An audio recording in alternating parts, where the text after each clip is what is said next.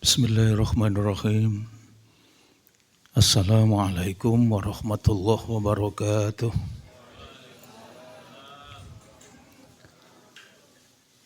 Alhamdulillah alladzi kataba nasra wa ta'yida li ibadihil mukhlisin. Inna lanansuru rusulana walladzina amanu fil hayatid dunya wa yauma yaqumul ashhad. Asyhadu an la ilaha illallah wahdahu la syarikalah wa asyhadu anna Muhammadan abduhu wa rasuluh.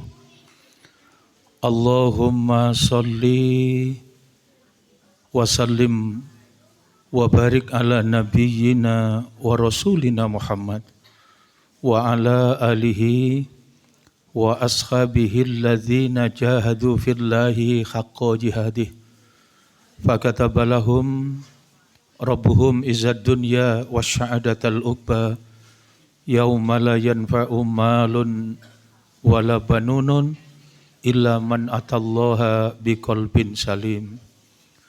Alhamdulillah, puji syukur marilah kita panjatkan kehadirat Allah Subhanahu wa taala. Pada kesempatan malam yang berbahagia ini, Allah mudahkan langkah kita. Bersama-sama kita bisa hadir, bisa memenuhi jamuan istimewa, undangan yang disediakan oleh Allah, bisa melaksanakan sholat maghrib secara berjamaah. Tentu dengan harapan mudah-mudahan ibadah kita ini diterima oleh Allah Subhanahu wa taala. Semoga kita semua yang hadir di majelis ini, hidup kita semua diselamatkan, dimuliakan dan dibahagiakan oleh Allah Subhanahu wa taala. Pada kesempatan malam ini kita akan bicara tentang hikmah peristiwa Isra Mi'raj sebagai skema pembersih dan penyempurna jiwa. Allah mengabarkan kebenaran peristiwa Isra Mi'raj itu di Al-Quran surat ke-17.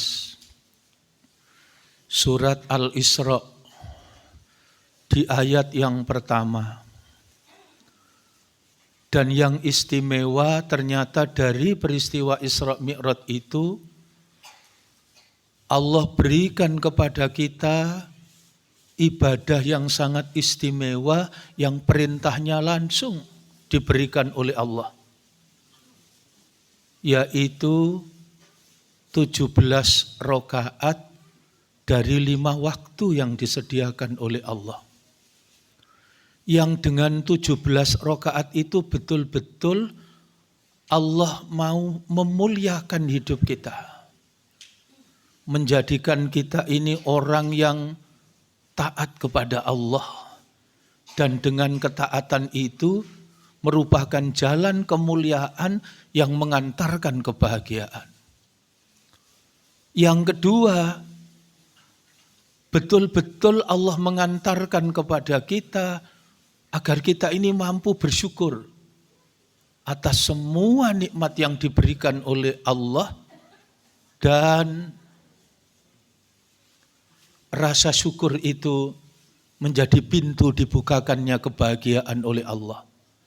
Yang ketiga, bahwa betul-betul dengan 17 rakaat dari 5 waktu yang disediakan oleh Allah itu menjadikan kita hamba yang istimewa, yang dapat menempuh jalan kemuliaan dengan selalu bertakarrub, berzikir kepada Allah, dan dengan berzikir kepada Allah itu dibuka pintu kebahagiaan.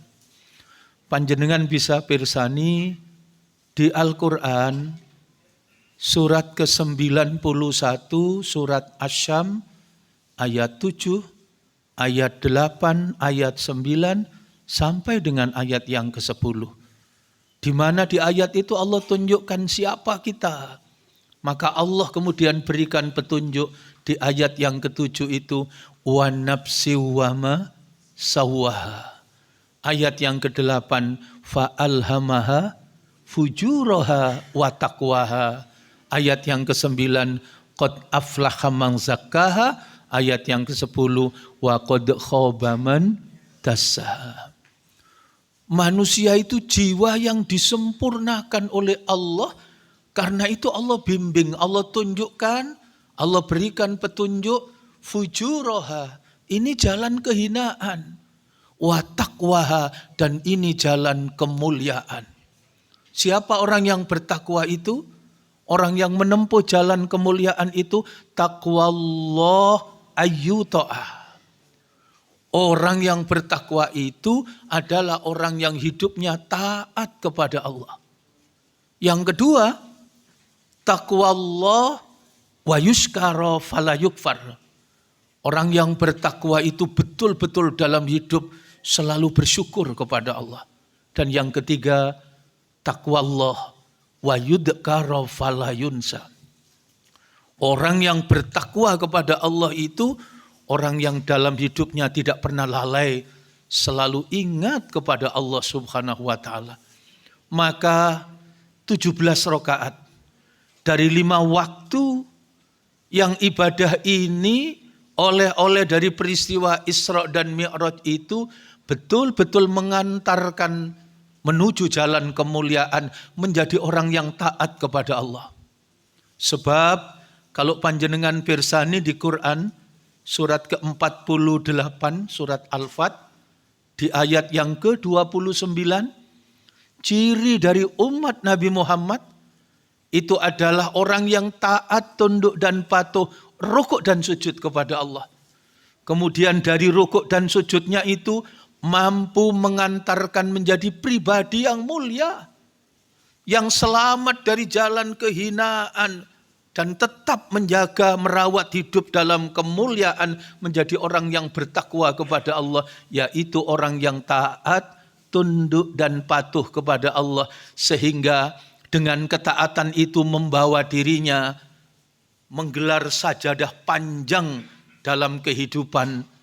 Kenapa? Sebab dengan rukuk dan sujudnya itu akan mampu membentuk dirinya menjadi pribadi yang mulia. Panjenengan pirsani ayatnya, Muhammadur Rasulullah walladzina ma'ahu asyidda'u 'alal kufar ruhama'u bainahum tarahum ruk'an sujada yabtaghuna fadlam minallah wa ridwana simahum fi wujuhihim min asari sujud.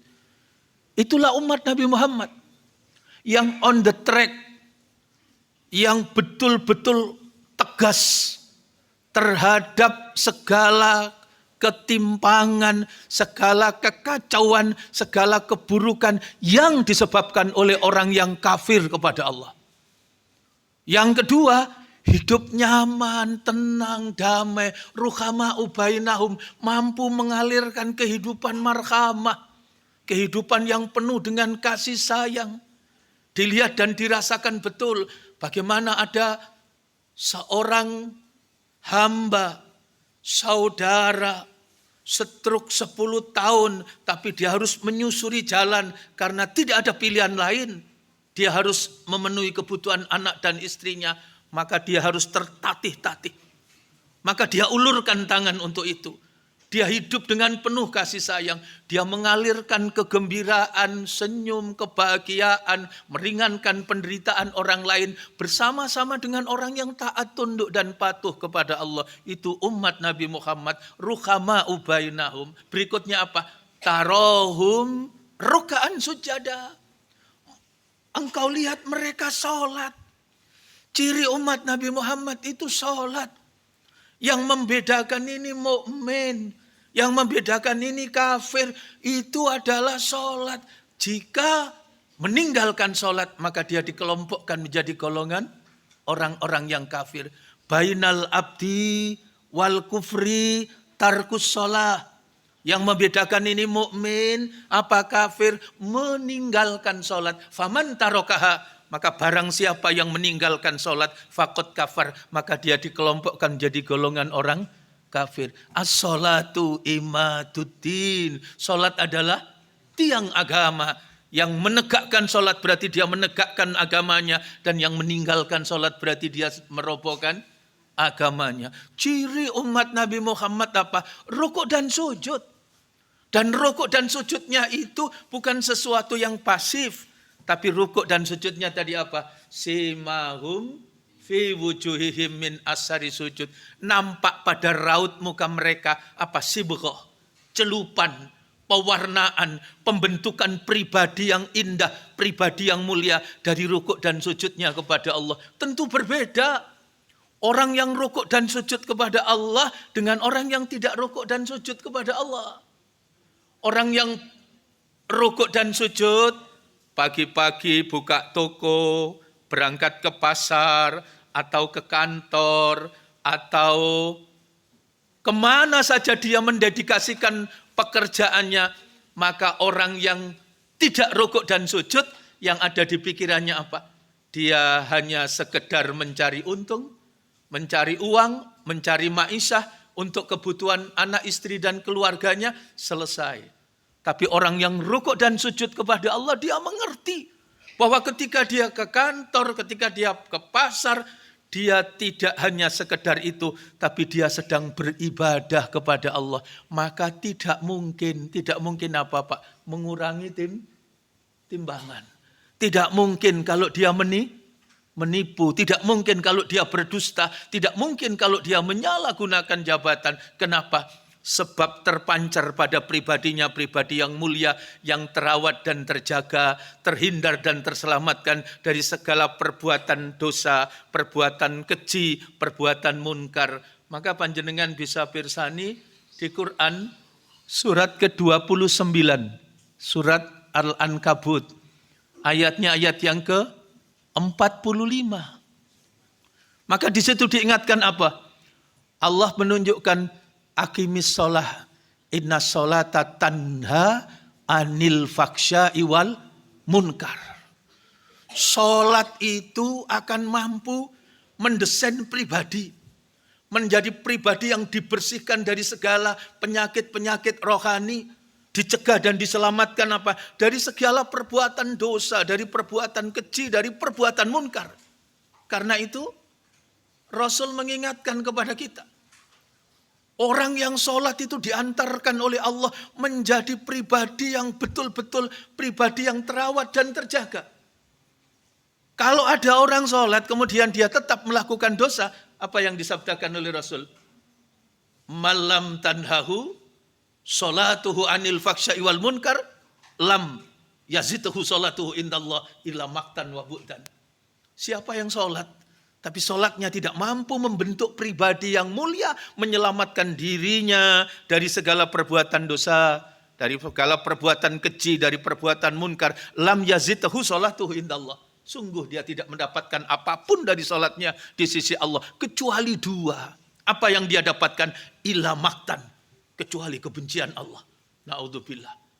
Sholat tapi dibenci oleh Allah. Wabuk dan semakin jauh dari Allah. Karena itu inilah yang diingatkan oleh Allah di Al-Quran. Apa itu Pak? Fawailul lil musallin alladzina hum an sholatihim sahun. Celaka orang yang sholat tapi lalai dari sholatnya. Umat Nabi Muhammad betul-betul diantarkan oleh Allah menjadi pribadi yang mulia. Apa tadi? Simahum fi wujuhihim min asaris sujud. Inilah yang pertama hikmahnya. Bahwa 17 rakaat dari 5 waktu yang disediakan oleh Allah ini betul-betul mengantarkan menjadi pribadi yang mulia, yaitu menjadi pribadi yang taat, tunduk dan patuh kepada Allah, yang dengannya hidup kita akan dibahagiakan oleh Allah. Panjenengan bisa pirsani di Quran surat ke-20. Surat ke-20 surat Toha. Ayatnya ayat 132. Di surat Toha ayat 132, Allah ingatkan kepada kita, kekayaan yang berharga, yang menjadi kebanggaan kita, yang bisa kita wariskan kepada anak keturunan kita, untuk kita didikkan, untuk kita tanamkan, untuk kita berikan contoh dan teladan. Apa itu? Rukuk dan sujud kepada Allah. Maka di ayat itu panjenengan pirsani ayatnya, wa'mur ahlaka bisolah fastobir alaiha la nas'aluka rizqa nahnu narzukuk wal akibatul litaqwa.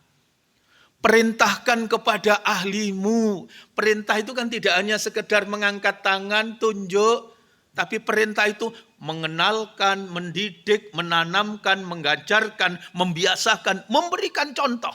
Sekaligus memberikan pemahaman yang benar tentang betapa mahal dan berharganya rukuk dan sujud kepada Allah, kepada anak dan keturunan kita, kepada pasangan kita, suami, kepada istri, saling mengingatkan, menunjukkan kepada anak cucu, anak keturunan kita. Apa yang diingatkan? Wa'mur ahlaka bisolah. Perintahkan kepada ahlimu untuk beribadah kepada Allah, untuk menegakkan sholat, untuk rukuk dan sujud kepada Allah. Fastabir alaiha. Dan yang sabar di dalam melaksanakannya. Apa yang diingatkan Allah? La nas'aluka rizqa. Aku tidak minta apapun darimu. Kalau engkau malas sholat, tidak apa-apa.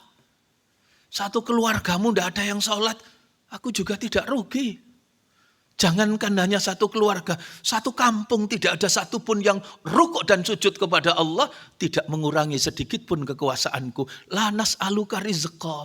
Aku tidak minta apapun darimu. Aku tidak minta rezeki darimu. Nahnu narzukuk. Justru aku Allah yang mencukupi hidup dan kehidupanmu. Ayat ini ditutup dengan pernyataan luar biasa.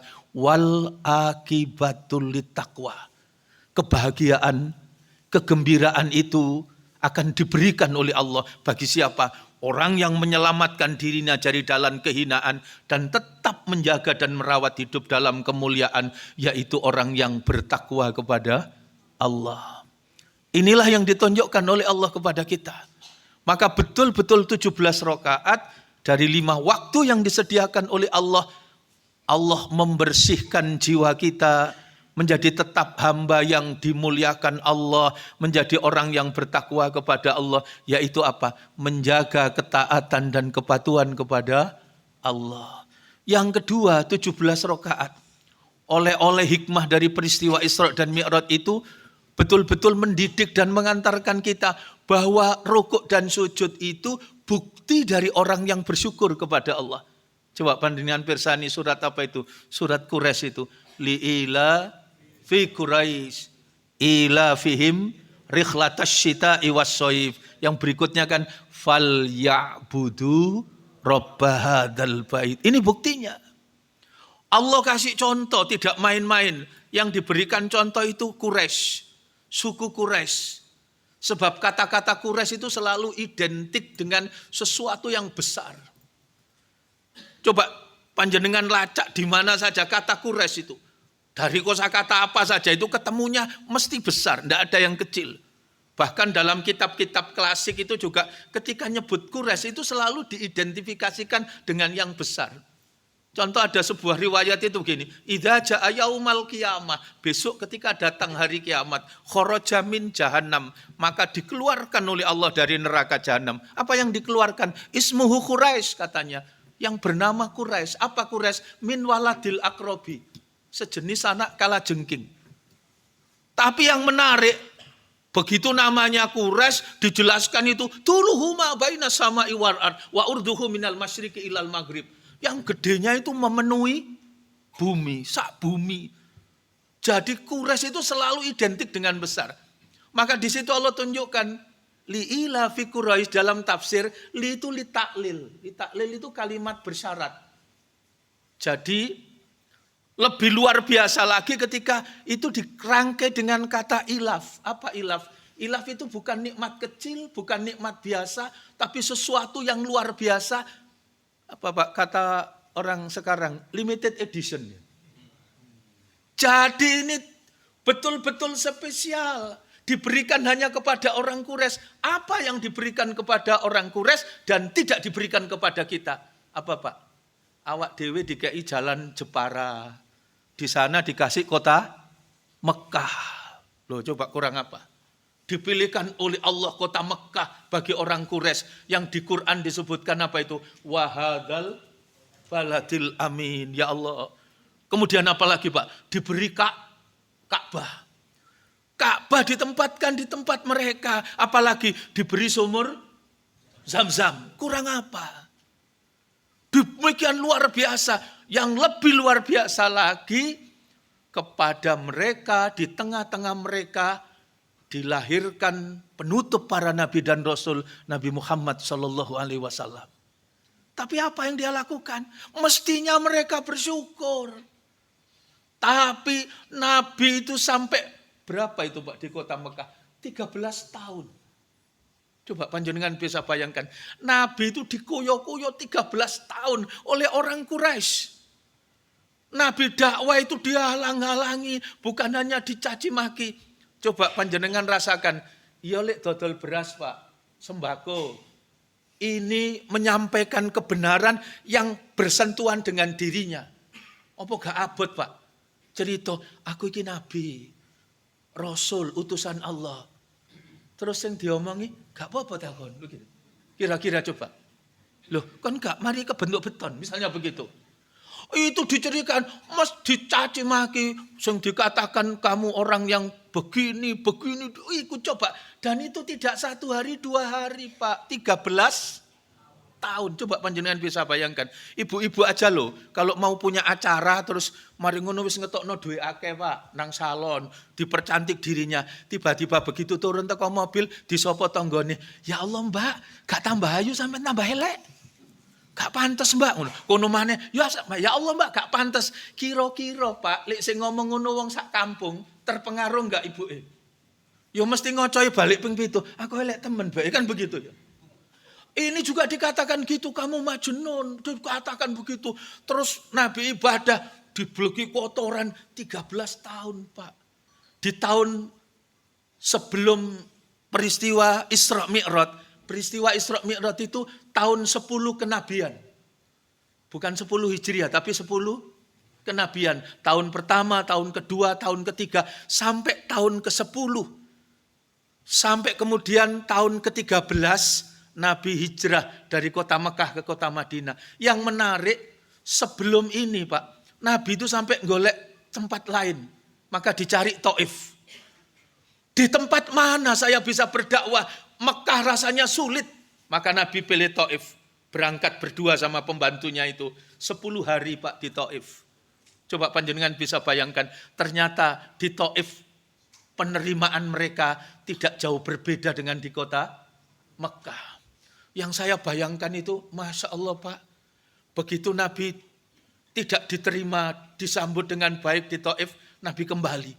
Sebelum kembali, Nabi ditemui 3 tokoh Taif. Dan kepada 3 tokoh Taif itu Nabi berpesan, kalau engkau tidak mau menerima dakwah kami, silakan. Cuman saya hanya berharap, jangan engkau sampaikan kabar bahwa saya berada di Taif kepada orang-orang Mekah. Apa alasannya Nabi menyampaikan itu? Sebab kalau orang Mekah tahu Nabi sudah keluar dari kota Mekah, maka sulit bagi Nabi untuk bisa kembali ke kota Mekah. Maka Nabi pesan itu. Dadak Pak sing dipesen itu, ya Allah bertolak belakang. Malah provokasi wong sak Taif dikumpulno kabeh. Gede cilik tua enom dikumpulno kabeh dan kemudian mereka diprovokasi untuk apa? Menyerbu, untuk menyakiti, sakiti orang asing ini, Masya Allah. Dan Nabi Pak lari Pak, panjenengan bisa bayangkan 5 kilo Pak. Saya bisa bayangkan. Berarti Nabi ini sehat Pak. Coba Nabi menyelamatkan diri dilempari batu. 5 kilo Pak, 5 kilo. Awak dhewe melayu wis asam urat, kolesterol. Ojo maneh melayu, mlaku wis kedinglang-dinglang. Nabi di saat itu lari menyelamatkan diri. Batu itu mengenai tubuhnya, mukanya berdarah-darah. Panjenengan bisa bayangkan itu. 5 kilo Nabi bisa menyelamatkan diri. Dilempari sama batu sama orang-orang Taif itu. Begitu sampai di perbatasan, Nabi bersandar di tanaman anggur yang sedang buahnya lebat. pemiliknya orang Taif. Dan orang Taif itu tergetar ketika Nabi di tengah-tengah luka sakit yang luar biasa itu, ternyata dia berkesimpulan, ini manusia istimewa. Kenapa? Saya belum menemukan satu sosok manusia pun seperti ini. Kenapa? Di tengah dizolimi, dilakukan perlakuan buruk, tidak ada dendam, kebencian sedikit pun kepada orang-orang Taif. Sampai malaikat yang menawarkan fasilitas. Saya diutus Allah, kamu minta apa Nabi Muhammad? Sudah di ACC sama Allah. Kalau gunung Taif ini mau diapa Pak? Dibalik, diblekno sama orang-orang Taif akan saya lakukan. Tapi itu tidak diiyakan oleh Nabi. Bahkan kemudian ada terkenal doa yang namanya doa orang yang lemah. Doa mustada'afin. Apa doanya? Ini yang bikin pemilik kebun anggur itu terkesima. Karena Nabi berdoa dan dalam untaian doanya itu luar biasa. Ya Allah, saya mengadu kepada Engkau ya Allah. Tubuh saya penuh luka dan darah, muka saya berdarah. Saya ikhlas ya Allah, saya ridho. Asal Engkau tidak murka. Dan saya pun siap Engkau kirim kemana saja untuk melanjutkan dakwah. Di tempat yang lebih dekat dari Taif. Atau lebih jauh dari Taif ya Allah. Kami sadar ya Allah, kami gagal berdakwah di Taif. Mungkin karena kami kurang sungguh-sungguh. Jadi kalimat-kalimatnya tidak sedikit pun membenci dan memusuhi serta ingin membalas dendam kepada orang Taif. Itu yang bikin pemilik kebun anggur itu takjub. Akhirnya dipanggil pembantunya. Pembantunya namanya Adas. Adas, sini. Datanglah Adas dan tolong carikan buah yang paling matang, yang masak dan berikan kepada orang asing itu. Ada empati dan simpati karena mendengar doa yang dimunajatkan oleh Nabi. Akhirnya datanglah Adas dengan membawa buah yang dia pilih, yang terbaik dan diserahkan kepada Nabi. Oleh Nabi buah itu diambil satu, dimakan. Dan ketika sebelum memakan Nabi mengucapkan seperti yang diajarkan kepada kita. Bismillahirrahmanirrahim. Kalimat Bismillah itu diucapkan dan itu kemudian bikin Adas pembantu yang pemilik kebun itu menjadi terkesima. Dia langsung menyimak kalimat itu dan menyatakan, engkau bukan manusia biasa. Sebab yang kamu ucapkan itu bukan berasal dari bumi, tapi itu berasal dari langit. Nabi kemudian menimpali, betul, saya memang Nabi dan Rasul utusan Allah. Dan saat itu juga Adas masuk Islam. Itu napak tilas dari orang Taif yang pertama masuk Islam, itu adalah Adas. Salah satu pembantu pemelihara kebun anggur dari orang Taif itu. Akhirnya Nabi kembali ke kota Mekah dan singkat cerita di tahun 10 Hijriah itu lengkap. Kenapa? Orang-orang yang mendampingi dakwah Nabi, Abu Thalib dan istrinya Khadijah wafat. Maka tahun 10 kenabian itu terkenal dengan Amul Hazan, tahun duka cita. 10 tahun itu menghadapi orang-orang Quraisy yang begitu. Sampai ayat yang kedua itu? Ila fihim rikhlatas sita'i wassoib. Kalau Nabi yang diberikan kepada engkau tidak menjadikan engkau bersyukur. Oke. Masa kamu tidak bersyukur? Engkau menjadi manusia bebas, merdeka. Engkau bisa kemana saja. Rikhlah, mengadakan perjalanan kemana saja yang kamu sukai. Baik pada waktu musim panas maupun pada waktu musim dingin. Kenapa? Sebab pamor Quraisy itu luar biasa. Siapapun tidak berani mengusik dan mengganggu orang Quraisy. Kenapa? Kasus Abraha itu Pak. Alam taro kaifa fa'ala Rabbuka bi ashabil fil. Pasukan bergajah itu Pak. Enggak main-main Pak. Tunggangannya aja gajah. Siapa itu? Mahmud. Mahmud itu tunggangannya Abraha. Mau menghancurkan Ka'bah. Ternyata apa yang terjadi? Bukan Ka'bahnya yang hancur, tapi Abraha. Dan itu menjadi momok seantero Jazirah Arabia.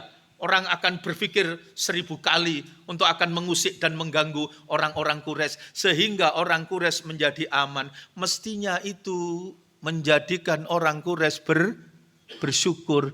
tapi tidak bersyukur. Maka Allah tunjukkan rukuk dan sujud menjadi bukti dari orang yang bersyukur kepada Allah, merupakan jalan kemuliaan yang dengannya kita dibahagiakan oleh Allah. Maka berikutnya kan ila fihim rikhlatas syita'i was-shaif, maka falyabudu robba hadzal bait.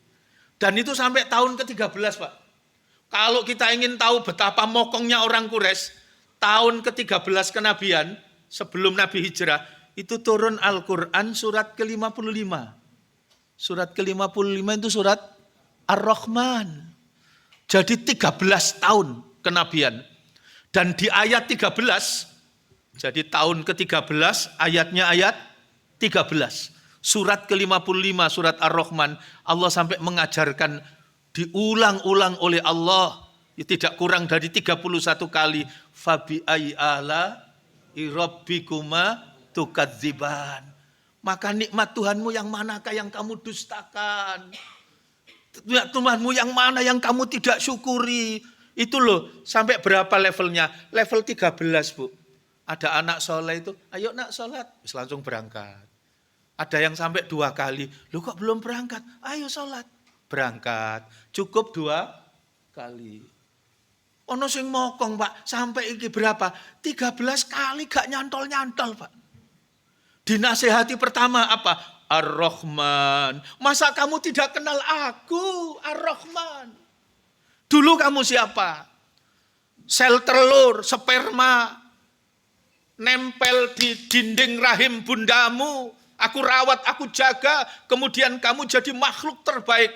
Quran surat ke-76. Jati diri kita. Al-insan, manusia. Masa kamu tidak kenal aku? Hal ada alal insani khinum minadh dhahri lam yakun syai'am madhkura.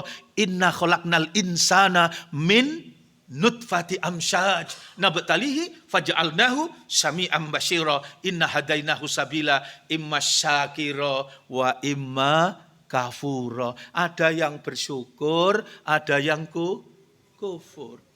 Dinasihati pertama, masa kamu tidak kenal aku Ar-Rahman? Setelah itu, enggak kenal. Nasihat kedua apa? Allamal Quran. Masa engkau tidak kenal aku? Ketika engkau hidup, mbahmu, nenek moyangmu, Nabi Adam, Quran surat kedua, surat Al-Baqarah ayat 38, ketika aku turunkan di bumi, kul nahbitu minha jami'ah, fa imma ya'tiyannakum minni huda, faman tabi'a hudaya, fala khaufun alaihim, falahum yahzanun. Turun kalian ke muka bumi. Semua sudah aku sediakan. Mau makan, makanan ada. Mau minum, minuman aku sediakan. Mau udara, udara sudah aku cukupkan. Tapi hidup tidak cukup itu. Aku akan berikan petunjuk. Aku ajarkan kepada kalian Al-Quran. Aku berikan kepada kalian kebenaran. Supaya kalian dapat hidup dalam kemuliaan. Masa engkau tidak kenal? Alamal Quran. Terus nasihat. Ayat yang ketiga apa? Kholaqal insan. Sampai level 13. Jadi itu betapa orang-orang Quraisy didakwahi Nabi itu begitu luar biasanya. Nah, 17 rakaat dari 5 waktu yang disediakan oleh Allah. Oleh-oleh dari peristiwa Isra dan Mi'raj betul-betul membersihkan jiwa kita. Menyempurnakan jiwa kita. Kenapa? Sebab dengan 17 rakaat itu kita menjadi dekat kepada Allah. Sebab dengan 17 rakaat itu kita terus tidak lepas berzikir kepada Allah. Panjenengan bisa pirsani Quran surat ke-20. Surat Toha ayatnya ayat 14. Apa yang diajarkan oleh Allah? Aqimis sholata lidzikri. Dengan sholat itu diantarkan oleh Allah. Kita mampu dalam hidup itu selalu berzikir kepada Allah. Dan zikir kepada Allah itu tidak mengenal waktu, tidak mengenal ruang dan waktu. Setiap saat, kapan saja, di mana saja. Panjenengan bisa pirsani Quran surat ketiga. Surat Ali Imran ayat 190. Ayat 191. Allah sudah tunjukkan. Inna fi khalqis samawati wal ardi waqtilafil laili wan nahari la ayatil liulil albab. alladzina yadhkurunallaha qiyaman wa qu'udan wa 'ala junubihim wa yatafakkaruna fi khalqis samawati wal ard. Rabbana ma khalaqta hadza batila subhanaka faqina adzabannar. Inilah orang yang selalu berzikir kepada Allah, berhusnudzon, berbaik sangka, selalu bertasbih, mensucikan Allah. Lihat apa saja yang tergambar kekuasaan Allah. Mendapatkan apa saja yang dinikmati. Tidak ada kesalahan. Maha suci Allah. Berbaik sangka kepada Allah yang diberikan oleh Allah untuk hidup kita. Syaratnya 3. 1, pasti baik. 2, pasti benar.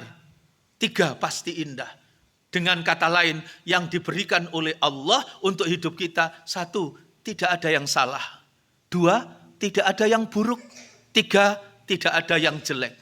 Apa tadi? Pasti baik, pasti benar, pasti indah. Setiap apa yang diberikan oleh Allah kepada kita, tidak ada yang salah pasang tempat. Tidak ada yang salah ukur, tidak ada yang salah timbang. Jangankan keberadaan kita, jangankan kesuksesan kita, jangankan di titik mana kita berada. Sepucuk daun yang jatuh, tidak ada yang kebetulan. Setetes air yang jatuh, tidak ada yang kebetulan.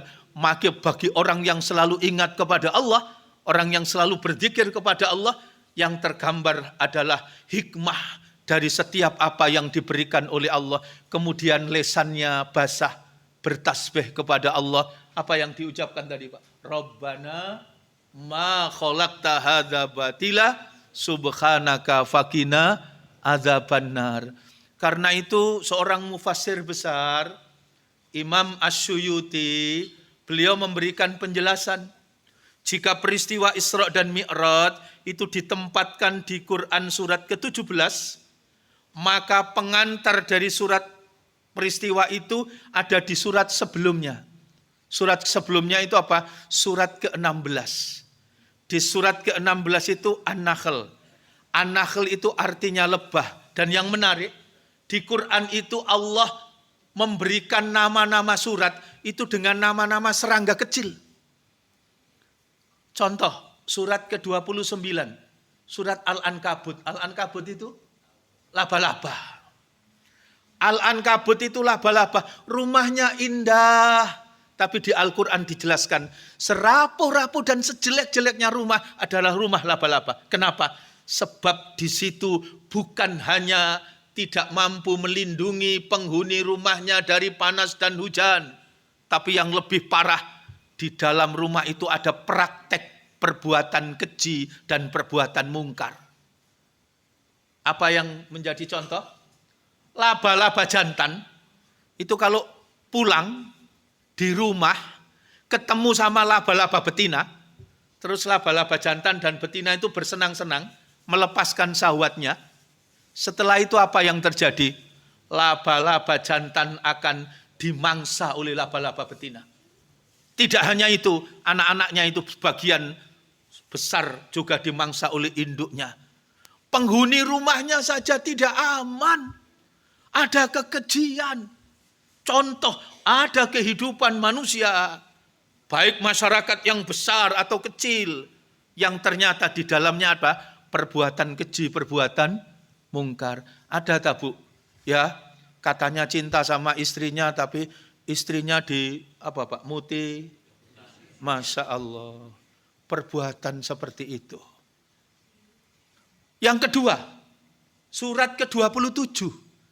Surat ke-27 itu surat An-Naml. An-Naml itu artinya semut. Panjenengan buka Quran surat ke-27 ayat 18.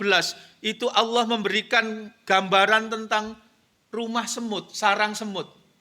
Yang dikisahkan Nabi Sulaiman waktu menggelar pasukan besar. Hatta idza atau ala wadi namlih. Hingga sampai di sarang semut, di lembah semut. Qolat namlatun, berkata seekor semut betina. Apa yang dikatakan? Ya ayuhan namlut kulu masakinakum. Saudaraku bangsa semut, masuk kalian ke dalam rumah-rumah kalian. Masuk kalian ke dalam sarang-sarang kalian. La yahtimannakum Sulaiman. Supaya tidak terinjak oleh Nabi Sulaiman. Wa junuduhu dan tentara-tentaranya. Fahum la yas'urun. Sebab mereka tidak menyadari.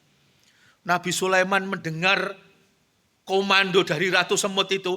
Nabi Sulaiman menahan diri dan pasukannya lama ditunggu. Sampai mereka semua masuk ke sarang mereka, 1, 2. Mereka semua begitu kondisinya sudah kondusif. Nabi Sulaiman baru melanjutkan perjalanan. Yang menarik, semut ini masuk rumahnya sendiri itu kerepotan, Bu. Apa? Kakean barang sing teng jeredak. Jenengan ngertos ting jeredak. Basa Jerman itu ya. Keleleran barangnya. Kenapa? Sebab rumah semut ini rumah yang kotor. Kenapa kotor? Semua makanan dijejalkan masuk. Coba panjenengan amati. Semut yang tubuhnya kecil itu bisa memanggul makanan yang jauh lebih besar dibanding berat tubuhnya. Yang luar biasa, Allahu Akbar. Semut itu diberi kesempatan umur oleh Allah tidak lebih dari 1 tahun. Tapi persediaan makan yang dijejalkan di rumahnya itu untuk berpuluh-puluh tahun. Lah ada Bu manusia model begini ini. Coba panjenengan berdagang menipu atau menyalahgunakan jabatan. Korupsi itu loh Pak, enggak ratusan juta. Berapa itu? Korupsi itu loh ratusan triliun. Gaya opo gitu coba. Lah yo, wong dikasih umur oleh Allah itu loh lebih kurang 65 tahun, tapi nyolong sampai ratusan triliun. Mosok sing kaya iku, oh kon gak ero kon mbahku soge. Ngono. Lah sampean kok melarat? Iya, aku generasi ke-8 gitu ya. Ternyata yang dipersiapkan hanya untuk 7 turunan gitu. Gaya opo gitu loh. Wong baju 1 ini lalu hisapnya itu luar biasa. Iki nyolong gak ratusan juta tapi ratusan triliun. Ada manusia seperti itu, karena itu menurut Imam Asyuyuti yang kita bicarakan hikmah dari peristiwa Isra dan Mi'raj melalui 17 rakaat Allah membersihkan jiwa kita. Dan yang dijadikan contoh, Quran surat ke-16 sebagai pengantar. 16 itu An-Nahl, An-Nahl itu lebah. Rumah lebah yang persegi 6 itu bukan hanya paling besar dilihat dari volume. Baik dilihat dari lingkaran, dari segitiga. Tapi rumah ini betul-betul terawat dan terjaga, sehat, bersih. Kenapa? Karena penghuninya bersih. Virus semua tidak bisa masuk. Karena itu di rumahnya tersimpan barang berharga, yaitu madu. Kata Rasulullah, mukmin itu menjadi baik. Dan akhlak mukmin itu seperti akhlaknya lebah. Mukmin kata Rasulullah, akhlaknya seperti lebah. Apa istimewanya akhlak lebah? 2. 1, istimewanya lebah. Lebah itu tidak memasukkan sesuatu ke dalam dirinya kecuali sesuatu yang baik dan indah. Nomor 2, lebah tidak mengeluarkan sesuatu dari dirinya kecuali sesuatu yang baik dan berguna, yaitu madu. Ayo Pak, jenengan amati. Ada 2 makhluk loh, potongannya hampir sama. Tapi akhlaknya jauh berbeda. Yaitu lalat dan lebah. Potongannya hampir sama. Kalau lalat itu kan hinggap di sembarang tempat. Makanan dia hinggap. Ngapunten, kotoran juga hinggap. Kemana-mana membawa penyakit. Tapi kalau lebah selektif. Ya, jadi betul-betul menjadi contoh orang yang mampu menyempurnakan pribadinya menjadi pribadi yang betul-betul efektif, komunikatif. Masya Allah, itulah yang ditunjukkan dari lebah. Maka Imam Asyuyuti sekali lagi memberikan catatan. Apa catatan pertama? Surat ke-16 ini menjadi pengantar. Sebelum Nabi menyampaikan peristiwa Isra Mi'raj, Nabi sudah diberikan pembekalan oleh Allah lewat surat pengantarnya, surat ke-16. Panjenengan pirsani ayat pertama dari surat ke-16 apa? Ata amrullahi fala tastajilu. Sudah datang ketetapan Allah. Sudah datang hari kepastian. Sudah datang hari kiamat. Pertanyaannya, kiamatnya sudah datang apa belum? Kan belum. Tapi di situ Allah menggunakan bahwa kiamat itu sudah terjadi. Maka kemudian Allah menasehati kepada kita, fala tastajilu. Ayat pertama surat ke-16. Maka jangan kalian istijal. Apa Pak istijal? Tergesa-gesa. Orang itu seringkali berpendapat dan berkesimpulan yang salah karena tergesa-gesa. Di situ Allah menunjukkan kiamat sudah terjadi karena Allah tidak terikat ruang dan waktu. Karena Allah yang memiliki ruang dan waktu. Hanya kita yang terikat ruang dan waktu. Ada masa lalu, ada masa sekarang, ada masa yang akan datang. Maka kita dididik untuk mengevaluasi diri. Hari ini harus lebih baik daripada kemarin. Besok harus lebih baik daripada sekarang. Allah tidak terikat ruang dan waktu. Waktu di sini ada jam, ada menit, ada detik. Itu karena bumi kita, ada matahari, ada bulan, mereka berjalan. Dan itu yang kemudian menentukan waktu. Allah tidak terikat ruang dan waktu. Jadi tidak repot bagi Allah memperjalankan hambanya. Jangankan kurang dari semalam. Setengah malam juga bisa. Jangankan setengah malam. 1 jam juga bisa. Allah tidak terikat ruang dan waktu. Tapi seringkali manusia berkesimpulan yang salah. Kenapa? Karena istijal, tergesa-gesa. Jadi sebelum kabar ini disampaikan, Nabi sudah dibekali. Nabi, nanti ketika engkau sampaikan Isra Mi'raj, ini benar. Karena dijamin oleh Allah di Quran surat ke-17. Itu benar. Panjenengan pirsani. Quran surat ke-17 ayat 105 sampai 111. Itu kebenaran Al-Quran dan betapa dahsyatnya rukuk dan sujud kepada Allah oleh dari 17 rakaat dari 5 waktu dari peristiwa Isra dan Mi'raj. Meskipun benar, nanti kamu akan menghadapi satu orang yang mentang-mentang menolak. Ada 2 ada yang ketiga ragu. Itu akan engkau hadapi, karena itu bijaksanalah. Maka di surat pengantar, kata Imam As-Suyuti, panjenengan pirsani, Quran surat ke-16 ayat 125. Di situ Allah ajarkan kepada kita lewat Nabi Muhammad ketika mengabarkan peristiwa Isra Mi'raj, apa yang diajarkan? Ud'u ila sabili rabbika bil hikmah wal mau'izatil hasanah wajadilhum billati hiya aksan. Hendaknya engkau berdakwah, sampaikan kebenaran, ajak orang ke jalan Allah dengan cara apa? Bijaksana bil hikmah. Yang kedua, wal mau'izatil hasanah, dengan tutur kata, dengan nasihat-nasihat yang baik. Lek gak iso nerimo, mereka mau berdebat, mau berdiskusi, bertukar pikiran, ndak apa-apa, tapi ada syaratnya. Wajadilhum billati hiya aksan, lakukan dengan lisan yang baik. Itulah yang dicontohkan, dan itu akan berhasil ketika apa? Ketika betul-betul kita membawa kebenaran ini dengan iman yang sempurna.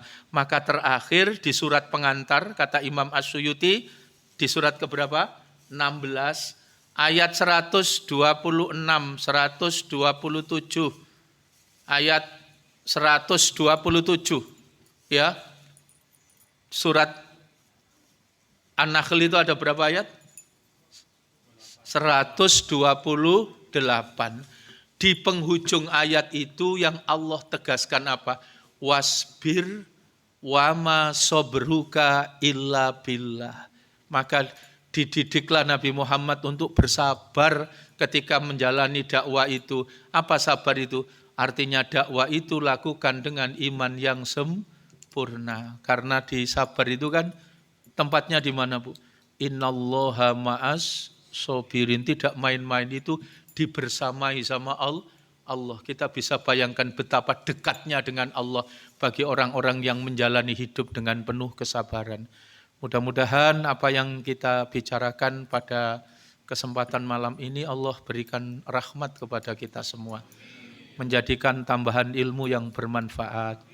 Kita lebih dekat kepada Allah, lebih takut dan lebih cinta kepada Allah. Kita merawat kesempatan umur yang diberikan oleh Allah dengan meningkatkan kualitas kehambaan, menjaga rukuk dan sujud kita kepada Allah. Mudah-mudahan Allah mengampuni dosa dan kesalahan kita, Allah memberikan bimbingan dan petunjuknya kepada kita, Allah menyelamatkan diri kita, pasangan kita, anak keturunan, anak cucu kita, dan mudah-mudahan cita-cita kemuliaannya diijabah oleh Allah. Dibahagiakanlah hidupnya, bahagia dalam kehidupan di dunia, sampai dengan kehidupan di akhirat. A'udzubillahi minasyaitonirrajim. Bismillahirrahmanirrahim. Allahumma ja'al awwala hadza yauma salahah wa awsatuhu falahah wa akhiruhu najahah wa as'aluka khairat dunya wal akhirah. Ya Hayyu ya Qayyum bi rahmatika astaghis aslih li sa'ni kullahu wa la taqilni ila nafsi tarfata aini. Rabbi ja'alni muqimas shalah wa min dzurriyyati rabbana wa taqabbal du'a. Rabbi ja'alni muqimas shalah wa min dzurriyyati rabbana wa taqabbal du'a. Rabbana hab lana min azwajina wa dzurriyyatina wa qurrata a'yun waj'alna lil muttaqina imama. Rabbana atina fid dunya hasanah wa fil akhirati hasanah wa qina adzabannar. Walhamdulillahi rabbil alamin. Terima kasih atas segala perhatian, mohon maaf atas segala kekurangan. Subhanakallahumma wa bihamdika asyhadu an la ilaha illa anta astaghfiruka wa atubu ilaik. Assalamualaikum warahmatullahi wabarakatuh.